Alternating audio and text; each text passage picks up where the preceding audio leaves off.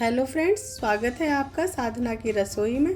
तो आज मैं आपके लिए लेके आई हूँ एक रेसिपी जिसके बिना तो हमारे घर में कुछ नहीं बनता है।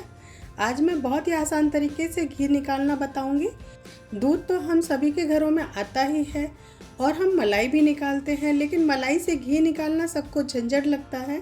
काफ़ी लोगों की शिकायत रहती है कि हम मिक्सी का यूज करते हैं, हैंड ग्राइंडर का यूज करते हैं और हाथों से भी निकालते हैं तो काफ़ी टाइम लग जाता है। लेकिन आपको इस वीडियो में मैं बहुत ही आसान तरीके से सिर्फ 2 से 3 मिनट में मलाई से घी निकालना बताऊंगी। तो चलिए बनाना शुरू करते हैं। ये मैं फ्रीज़र से मलाई निकाल रही हूँ। ये अभी बहुत टाइट है तो इसको अभी हम रख देते हैं करीब 5 से 6 घंटे के लिए या रूम टेम्परेचर पर आने तक। और ये देखिए 6 घंटे हो गए हैं और मलाई हमारी नॉर्मल हो गई है।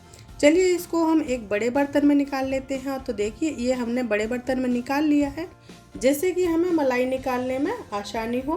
अब इसको हम इस चम्मच की सहायता से एक ही डायरेक्शन में चलाएंगे।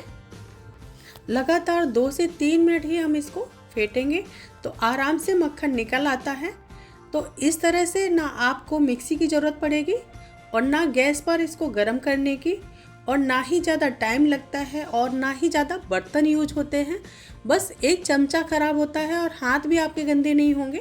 और ये देखिए दूध और मक्खन अलग अलग होने लगा है। 1-2 सेकंड और चलाएंगे और ये देखिए मक्खन और दूध अलग अलग हो गया है। और चलिए चमचे को निकाल के साइड में कर देते हैं। इसको भी अच्छे से हम साफ़ कर लेंगे। अब तो भाई हाथ तो गंदे करने पड़ेंगे मक्खन निकालने के लिए, इसके लिए तो कोई मशीन नहीं बनी है। तो इसको हम हाथ से मक्खन को स्टोर करके एक कटोरे में निकाल लेंगे। और ये जो दूध निकला है इसका आप यूज कर सकते हैं। इसका आप मावा निकाल सकते हैं, रबड़ी बना सकते हैं, पनीर बना सकते हैं। आप जो चाहें वो कर सकते हैं, क्योंकि इसमें हमने कोई भी दही वगैरह का इस्तेमाल नहीं किया है। अगर आप दही जमा के इसको करेंगे तो सिर्फ दही या छाछ ही यूज कर सकते हैं।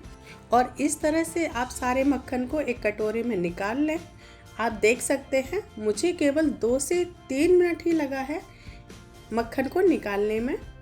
और ये देखिए इतना सारा दूध निकल आया है, इसका हम मावा बनाएंगे। तो चलिए अब मक्खन को गर्म कर कर इसका घी बना लेते हैं। तो मुझे कहीं जाना था तो इसलिए मैंने थोड़ी देर के लिए इसको फ्रिज में रख दिया था मक्खन को। तो ये थोड़ा सा जम गया है और सारा मक्खन मैं कढ़ाई में डाल देती हूँ और थोड़ी देर इसको गर्म होने देंगे। ये देखिए अब ये मेल्ट होने लगी है। अभी हम गैस की फ्लेम को हाई रखेंगे। जैसे जैसे ये पकने लगेगा तब हम गैस की फ्लेम को लो कर देंगे। हमें लगातार इसे चलाते रहना है, नहीं तो उफान आने से कढ़ाई से बाहर निकल आएगा। और ये देखिए हमारा घी बनने लगा है। और अब मैं गैस की फ्लेम को लो कर दूंगी और लो फ्लेम पर इसे 7 से 8 मिनट और पकाऊंगी। आप इसे जितना अच्छे से पकाएंगे उतना ही अच्छा टेस्ट आएगा हमारे घी का। हमें इसे पकाते हुए मुश्किल से 7 से 8 मिनट ही हुआ है और हमारा देसी घी बनकर तैयार हो गया है। जब ये लाल लाल सा दिखने लगे तो आप समझ लें कि घी हमारा बन गया है।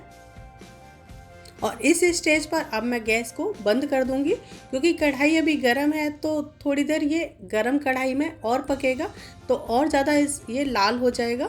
तो यहाँ पर हमने गैस को बंद कर दिया है और घी को ठंडा होने देंगे। तो ये देखिए घी हमारा ठंडा हो गया है। चलिए इसे छन्नी से छान लेते हैं। और जब आप मलाई स्टोर करते हैं तो इस बात का विशेष ध्यान रखें। मलाई को स्टोर करते समय आप मलाई को फ्रीजर में रखेंगे तो आप 15 दिन 20 दिन भी मलाई को रख सकते हैं। अगर आप फ्रिज में रख रहे हैं तो 1 हफ्ते से ज़्यादा की मलाई ना लें, नहीं तो उसमें स्मेल आने लगेगी। और नीचे का ये जो महियर बचा है इसको हम इस तरह से छन्नी से छान के और साइड में रख देते हैं।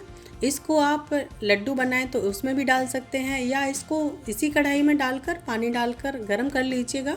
और उस पानी से आप आटा भी गूंद सकते हैं और उस पानी को आप चाहें तो सब्जी में भी यूज कर सकते हैं। और ये लीजिए देसी घी बिल्कुल बनकर तैयार है, सिर्फ 10 मिनट में बिना किसी झंझट के। और आप कढ़ाई भी देख सकते हैं बिल्कुल भी नहीं जली है। इसी कढ़ाई में आप कुछ भी बना सकते हैं। तो कैसी लगी आपको हमारी वीडियो कमेंट में ज़रूर बताइए। और वीडियो पसंद आई हो तो वीडियो को लाइक करें, शेयर करें और मेरे चैनल को सब्सक्राइब करना बिल्कुल ना भूलें। तो मिलते हैं एक नई रेसिपी के साथ, तब तक के लिए राधे राधे।